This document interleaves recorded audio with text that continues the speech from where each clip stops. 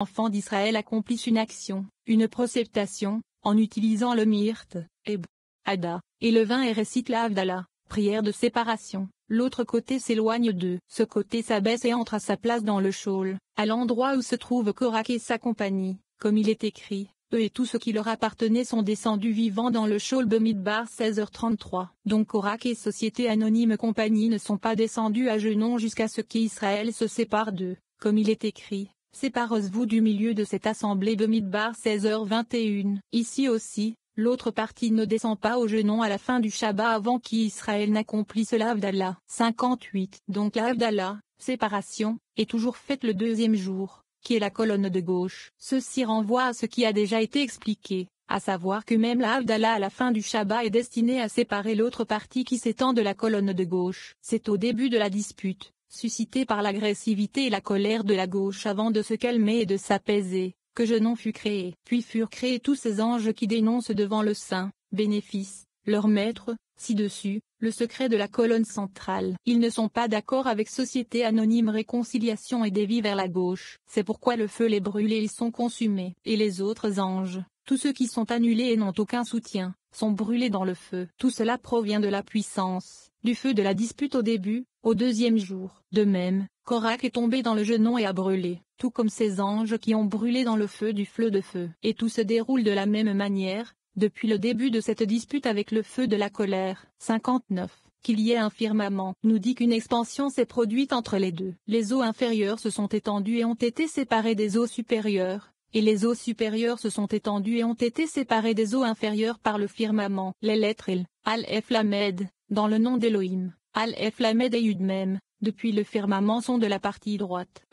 D'autres termes, elle fait toujours allusion au nom de Shded, qui est la partie droite. Le nom du grand il s'est étendu à l'intérieur des eaux de Bina et ce N est séparé. Cela signifie qu'à cause du firmament, le nom du grand il s'est étendu vers le haut et s'est séparé des autres eaux, à savoir les trois lettres et une même. Ceci afin de compléter le nom et d'inclure les eaux supérieures et inférieures les unes dans les autres à travers cette expansion. Et le nom El d'Elohim s'est étendu, ne laissant que les trois lettres, Yud Mem. Yud Mem s'est ensuite étendu dessous du firmament et est devenu les eaux inférieures, Yud Mem. Et c'est l'expansion dans le second, c'est-à-dire, Yud Mem dans Yud Mem et, les eaux supérieures sont Yud Mem, comme il est écrit, ainsi est cette grande et large mer, Ayam, Yud Mem, Tuilim 104.2.25. Ainsi, Yud Mem est la partie supérieure des eaux. Si les lettres Yud Mem sont dans l'ordre inverse, c'est-à-dire, Yud Mem est, cela indique qu'il s'agit des eaux inférieures. Une fois que les lettres Yud Mem ont été restaurées,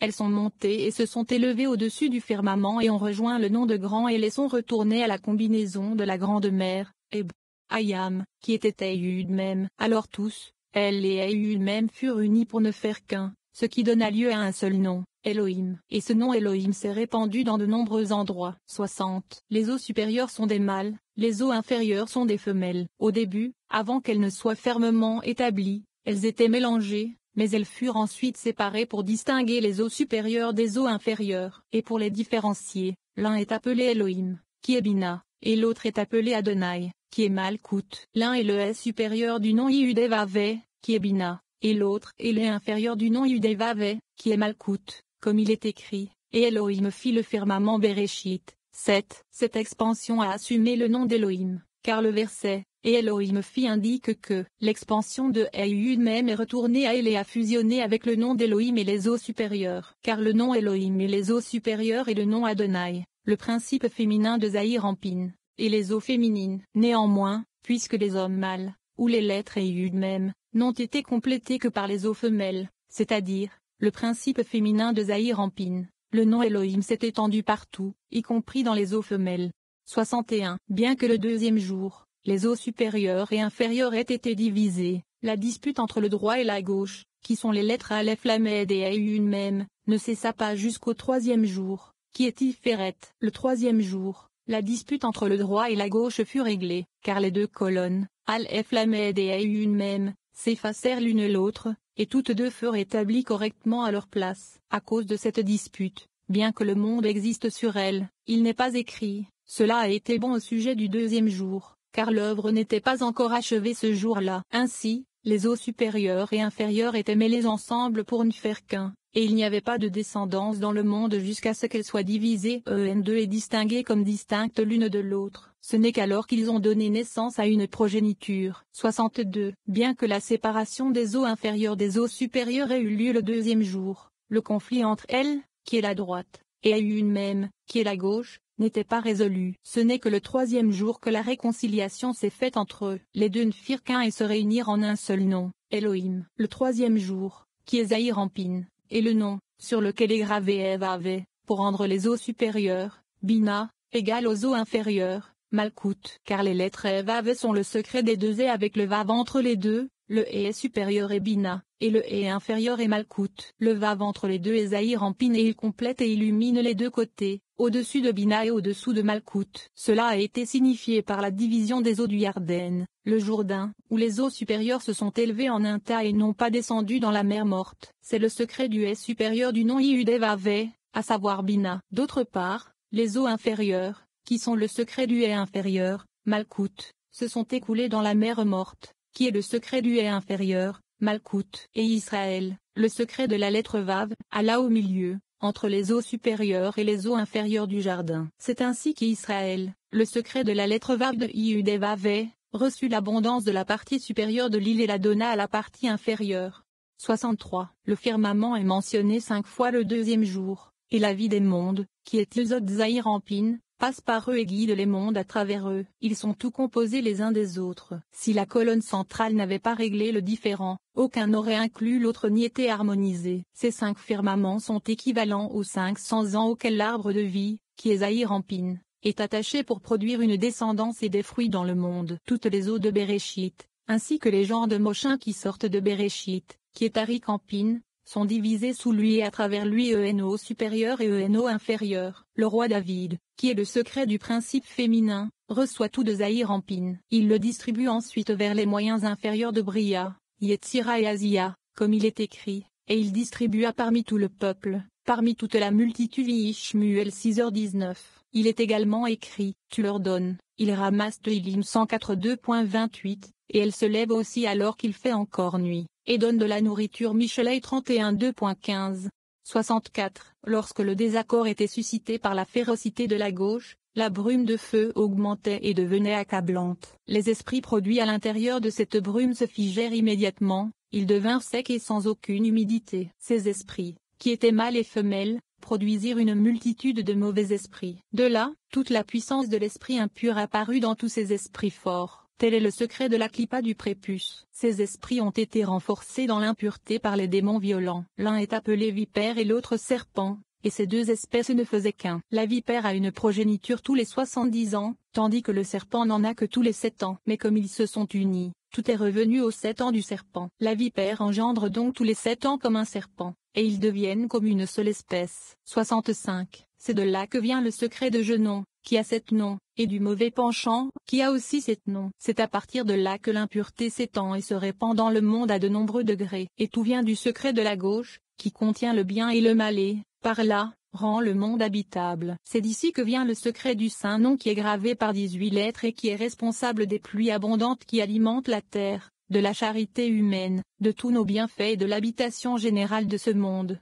7. Que les eaux se rassemblent. Le Zohar parle ici de la dimension, ou Séphira, appelée Zod. Il s'agit d'un immense réservoir qui se trouve juste au-dessus de notre dimension physique. Tous les mondes supérieurs, ou Séphiroth, remplissent Zod de leur force spirituelle unique, où elles sont mélangées et préparées pour être transférées. Tel un pipeline cosmique, Zod achemine ensuite toute cette lumière vers notre monde, appelé Malkout. Nous pouvons susciter de grandes lumières dans les mondes supérieurs par nos actions, mais si les vannes d'Zod ne sont pas ouvertes, la lumière ne pourra jamais atteindre notre royaume. Les passages araméens qui illustrent cette procédure renforcent notre lien personnel avec Zod. Ils nous aident à ouvrir le pipeline des mondes supérieurs. 66. Et Elohim dit, que les eaux se rassemblent. Béréchit 2.9.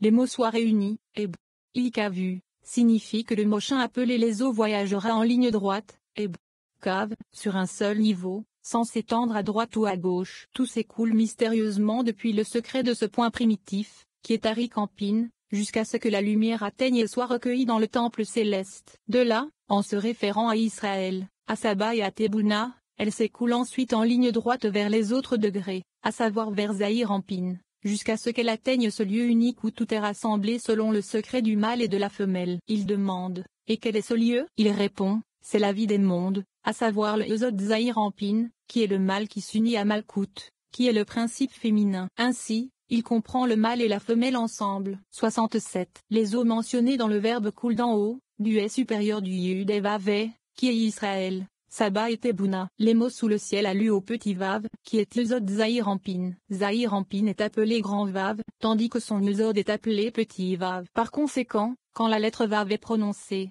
deux Vav sont entendus. Le premier est le ciel, nommé Zahir-Anpin, et le second est sous le ciel, nommé Yesod Zahir-Anpin. Après que les machines auront été aspirées du Hei supérieur, qui est Bina, sous le ciel, qui est Yesod Zahir-Anpin, il est écrit, et que la terre sèche apparaisse Bereshit 2.9. Il s'agit du Hei inférieur, à savoir Malkout, le principe féminin de Zahir-Anpin, parce qu'elle seule a été révélée en tant que terre sèche, alors que tous les autres degrés étaient cachés. De l'intérieur de ce dernier grade, en se référant au Hei inférieur, Malkout, cette lumière qui était cachée a été entendue et révélée. 68. L'expression à un endroit est appelée Yesod parce qu'il y a une connexion avec le monde supérieur à travers Yesod. L'averse, Hachem sera un, et son nom sera un. Zachari 14 2.9. Fait allusion à deux unions. L'une est le monde supérieur qui est unifié dans ses propres grades, qui est le secret, Hachem est un, et la deuxième est le monde inférieur qui est unifié dans ses propres grades, selon le secret, et son nom 1. L'unification du monde supérieur par le secret Hachem est un dépend de Yesod. La vie des mondes, qui est Yesod, est adoucie dans Bina, et le monde supérieur est lié à son unification. C'est pour cela qu'il est appelé, à un seul endroit, car tous les grades et toutes les parties, les séphirotes de la partsuf de Zahir-Anpin, s'y rassemblent, et ils ne font plus qu'un en lui, sans aucune séparation. Aucun grade ne s'y unit entièrement, sauf ce grade, dans lequel toutes les lumières sont mystérieusement couvertes d'un seul désir. Jusqu'à ce point, référence au mot, et que la terre sèche apparaît, le monde révélé, qui est le secret de Rachel, est unifié avec le monde caché, qui est Li. 69. Le monde révélé, qui est Rachel, le principe féminin de Zahir-Anpin qui est situé de société anonyme tête vers le bas, est unifié de la même manière ci-dessous. Le monde révélé et le monde inférieur, comme peut le provoquer la lecture des Écritures, dans lesquelles il est décrit dans les termes de voir. J'ai vu Hachem Yeshaya 6, et ils ont vu les Elohim d'Israël Shemo 24h10, et la gloire de Hachem est apparue, Li. A été vue, Bemidbar 14h10, et comme l'apparition de l'arc-en-ciel. Ainsi était l'apparition de la brillance tout autour. C'était l'apparition de la ressemblance de la gloire de Hachem Yeshezekel 2.28. Et l'on sait que le principe féminin inférieur, qui est appelé Rachel, est décrit par les mots gloire d'Hachem et par le terme c'est le secret du verset, que la terre sèche apparaisse, Li. Être vu, car voir ne s'applique qu'au monde révélé et non au monde supérieur.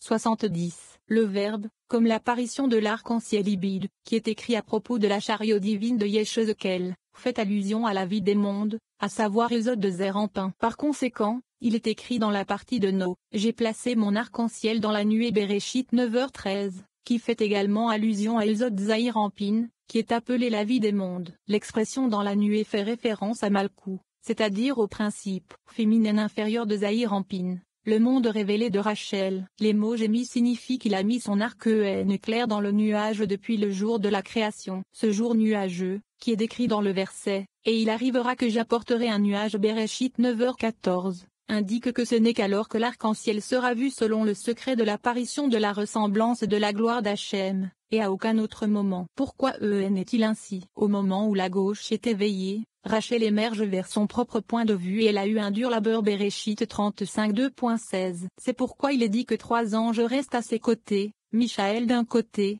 le côté droit, Raphaël d'un côté, au milieu, et Gabriel d'un côté, le côté gauche. C'est d'eux qu'elle reçoit société anonyme force pour enfanter. Ces 3 aspects sont les couleurs vues sous la forme de l'arc-en-ciel, blanc, rouge et vert. 71. La phrase ainsi était l'apparence de l'éclat tout autour s'applique à l'illumination qui était cachée et a disparu de la pupille de l'œil. Donc la phrase, c'était l'apparence de la ressemblance de la gloire d'Hachem s'applique aux couleurs dans l'apparence de l'arc-en-ciel et non à l'apparence de la luminosité. C'est parce que l'union inférieure des 3 couleurs de l'arc-en-ciel correspond à l'union supérieure. 72. Les 3 noms Hachem notre Elohim Hachem, qui apparaissent dans le verso. Écoute, ô Israël de Varim 6 2.4. s'attribue aux trois couleurs, blanc,